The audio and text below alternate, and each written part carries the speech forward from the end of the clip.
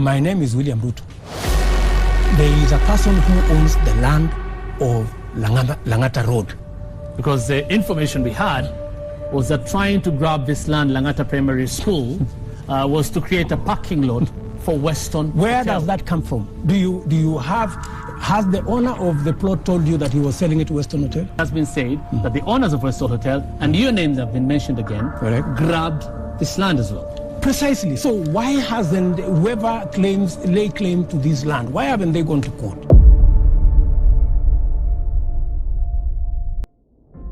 January 19th, 2015, a group of activists, school pupils, parents are gathered in a protest. Their land is under the risk of being taken away. Rumors are starting to spread that the man behind this saga is the Deputy President William Ruto, and they're spreading fast.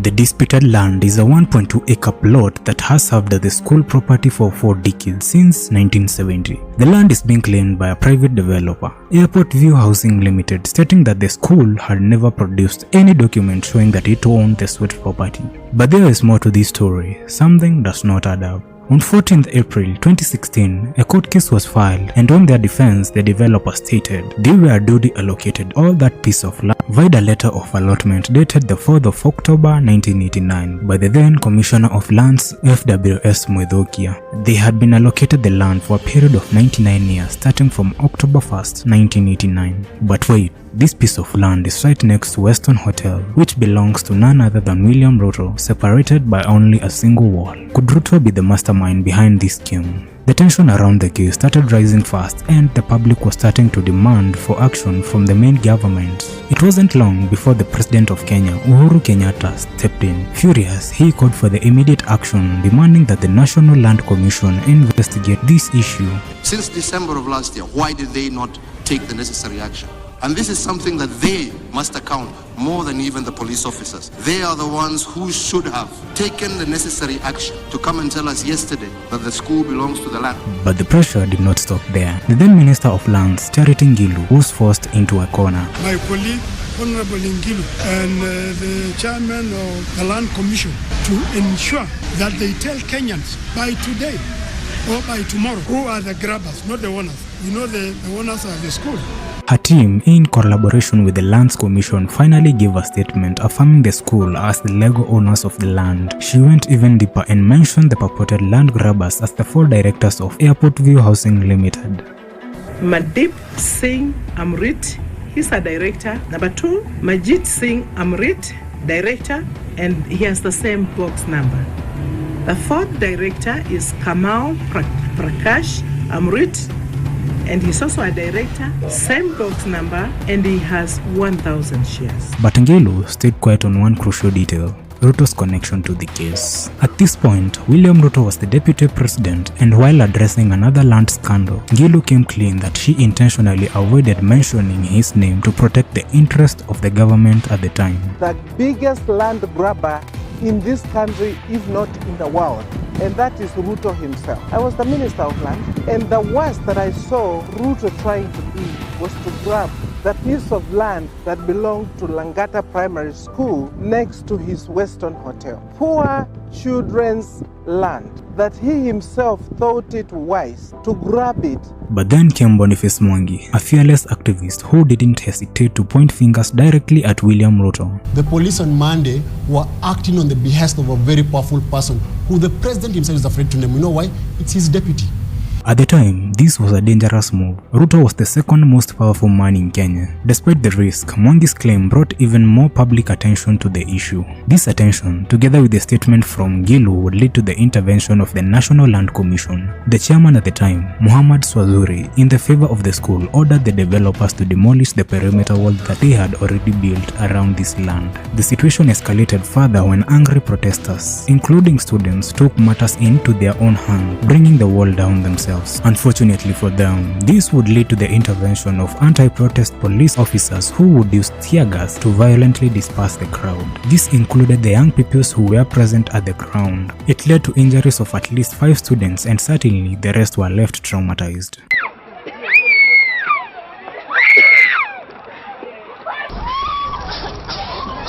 This incident would see the Cabinet Secretary of Interior Security, Joseph Nkaiseri, suspend the commanding police officer in charge of the operation, who had ordered and allowed the use of tear gas without considering the presence of the young pupils. Or maybe he did consider but did not care. Suspending him would not be enough, and so, to appeal to the softer side of Kenyans, Nkaiseri would the following day personally visit the school and offer an apology for the extreme use of power by the police. Mlikula tear gas kidogo, si kweli?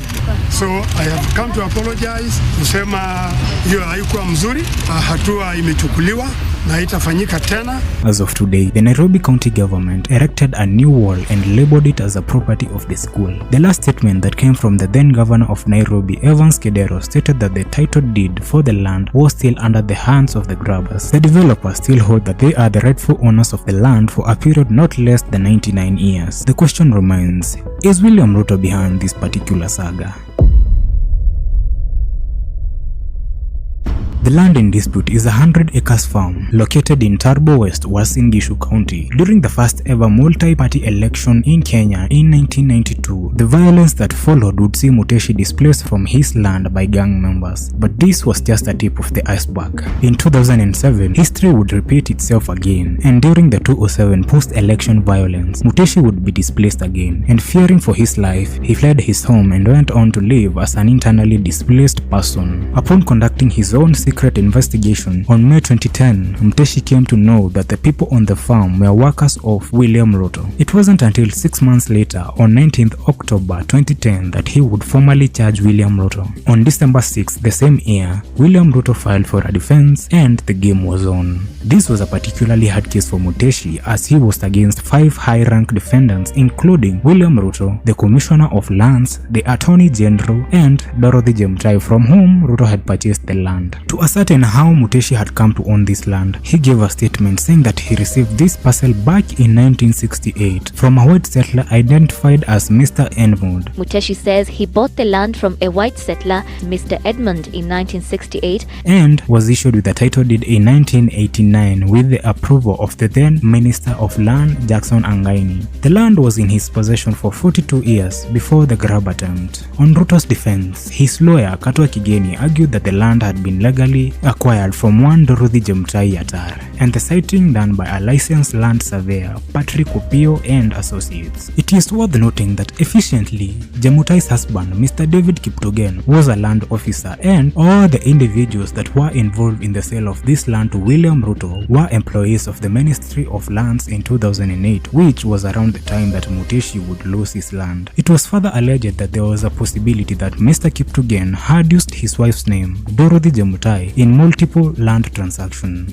Jemtai defended herself, stating that on 23rd of June 1980, she was 6 years old and she had no capacity to negotiate or transfer land, that somebody forged her signature, that it is William Ruto, the first defendant, who benefited, not her. She never received any money from him. The case was heard severally over the span of 3 years before a verdict. On 13th June 2013, Justice Rose Oga of Kenya High Court came to a conclusion that the land belonged to Andrew Muteshi and Ruto had taken ownership illegally. In addition, with the request of Muteshi, Justice Ogo ordered that he be compensated with 5 million Kenyan shillings for denying him access to his own land. This was not the end. William Ruto went ahead to file for an appeal of this decision, stating that he was not at fault, but rather Jemtai and the Commissioner of Land who had approved the sale, and so imposing the compensation amount to him was not fair at all. At this time, Ruto was bracing himself to vie for presidency in 2022, and seemingly to reduce controversies behind his name, he would in 2017 withdraw the case as a whole.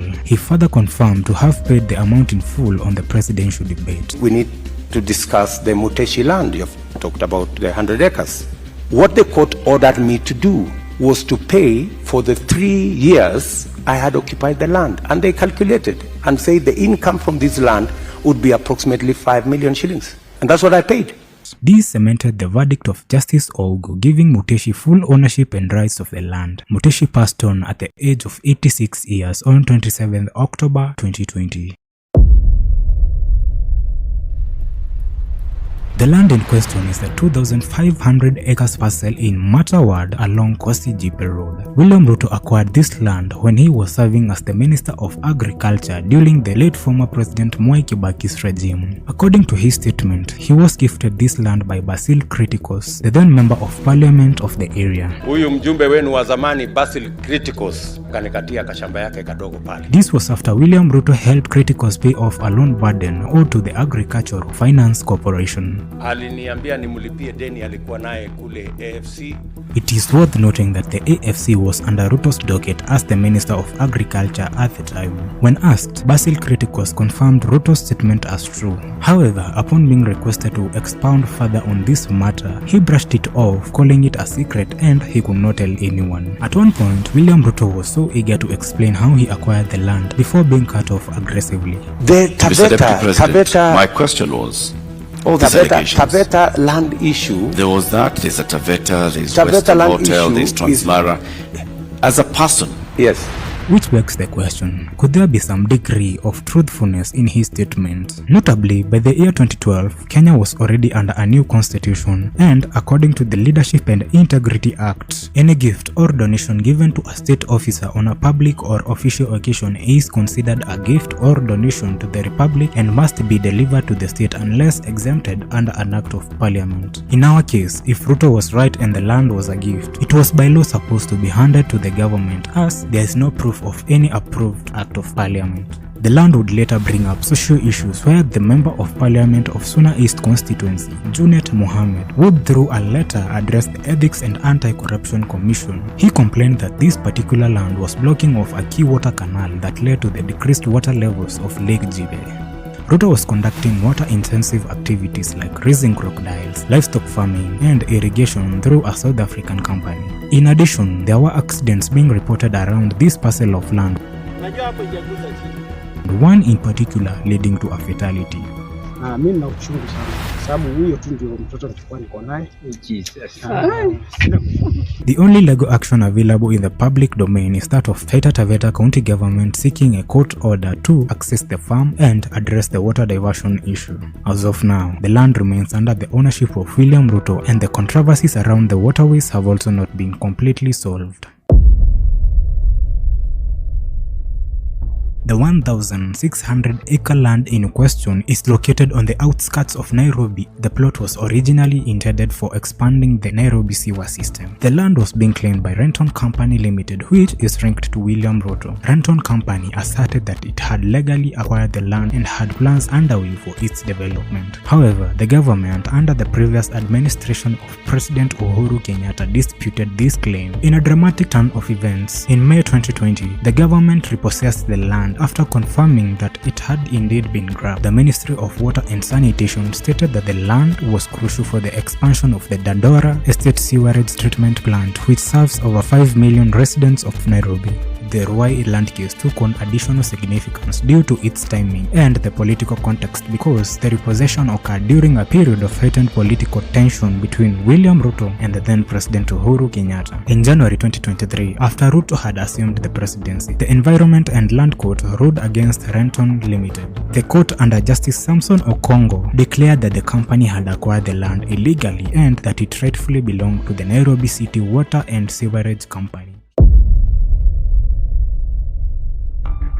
This case stretches to as far as September 2001, when the larger part of the 272 million Kenyan shillings transaction took place. It is one of the oldest land grab attempts by William Ruto on the record. 3 years later, in 2004, under the regime of Mwai Kibaki, deep investigations concerning the sale of Gong Forest land began. However, it was not until 2010 that Ruto, the then Minister of Higher Education, Joshua Kulei, the former President Moi's personal assistant, Sami Mwaita, former Lands Commissioner, and 2 other firms would be formally charged with defrauding the Kenya Pipeline Company. Ruto was said to have received 96 million during the transaction. The prosecution stated that this happened through a company that traced back to William Ruto, known as Baki Commercial Agencies. These accusations would lead to the suspension of William Ruto as the Minister of Higher Education on an early Tuesday. If you ask me to step aside from being minister, By being a member of parliament for Eldoret North, I'm still a public officer. So am I also supposed to step aside from being member of parliament for Eldoret North? His position was immediately taken up by Professor Helen Sambili. The trial lasted for a span of several months, and on April 2011, Ruto was acquitted of the 43 million in land fraud charges due to a lack of evidence. The Nairobi Chief Magistrate Gilbert Mutembei ruled that the prosecution had failed to prove that Ruto and his co-accused had received the money. Weston Hotel is located along Langata Road opposite Wilson Airport. The land is approximately 1.91 acres. It is said to have originally been public and was designated for the construction of a flight path beacon by the Directorate of Civil Aviation in 1999. Priority Management Limited and Monene Investments Limited, two companies allegedly associated with William Ruto, entered the picture. These two firms applied for the allocation of the land, claiming it was unutilized. The companies were successful in the application and were allocated the parcel by the Commissioner of Lands. On January 5, 1998, a letter of allotment was issued, and the speed and ease with which this prime public land was transferred to private hands raised immediate red flags. By then, William Ruto was still the Member of Parliament of Eldoret North. The suspicious thing about these two companies is that, according to the Nation e-paper, the letter of allotment of the land sent to them contained an address that traced back to Koilel Farm Limited, whose directors are Ruto's wife, Rael Kimeto Chebet, and his son, Nicholas Ruto. At this point, William Ruto had not yet purchased the land from the two companies. Ruto would then acquire the land on 13th June 2007 via the Western Hotel Limited as his company. Construction of the Western Hotel began immediately in 2007. The Kenya Civil Aviation Authority, the successor to the Directorate of Civil Aviation, protested the development, arguing that the land had been illegally acquired. Despite these objections, constructions continued and the hotel opened its doors in 2014. The controversy surrounding the Western Hotel land reached a climax in 2015 when the National Land Commission began investigations into its acquisition. In another interview with the BBC, he left a hint that he also affirmed the land could have been illegally acquired. Tell me about the Western Hotel, which you own, which is worth an awful lot of money and which is sitting on illegally acquired land. For your information, Western Hotel was bought illegally. Not bought illegally. Western was an innocent purchaser for value from somebody who got it illegally.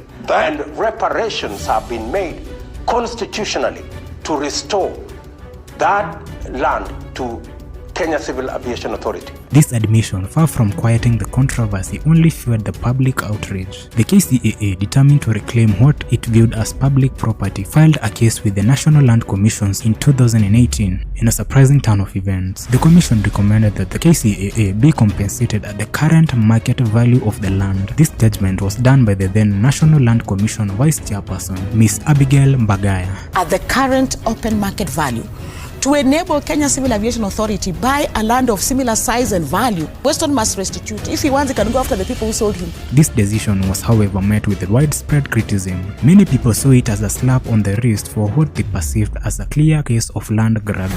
The KCAA, unsatisfied with the ruling, moved to the High Court to challenge this decision. As the case dragged on, new details emerged. It was revealed that Ruto had used the hotel as a collateral for a 1.3 billion Kenyan shillings loan from KCB Bank in 2014. As of 2024, the Western Hotel land case remains unsolved and is still under the ownership of William Ruto. The High Court has yet to deliver a final verdict, with the case having faced numerous delays. There are also no statements or hard proof that any amount was paid to the KCAA as per the National Land Commission ruling.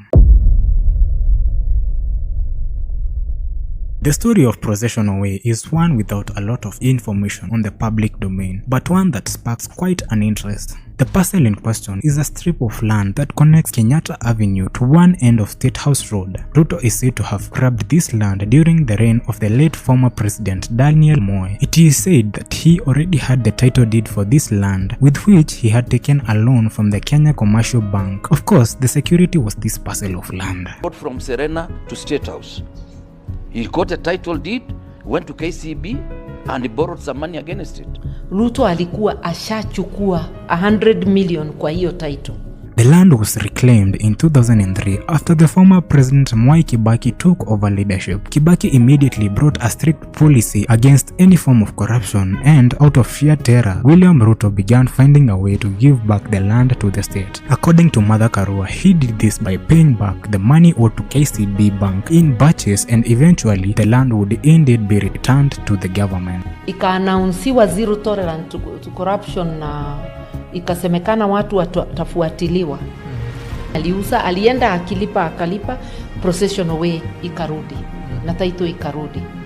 At this point, it is a major road in the city. William Ruto's accession to power has not been an easy one, nor has it been a clean one at that. These are just but a few publicly available cases of land grabs in a long trail of corruption against him. This leaves the question, how many more lands that are not available in the public domain has William Ruto grabbed? You'd be surprised to know that the Kenyatas also have had their fair share of land sagas. Check out my video on the dark side of the Kenyatta family. See you there.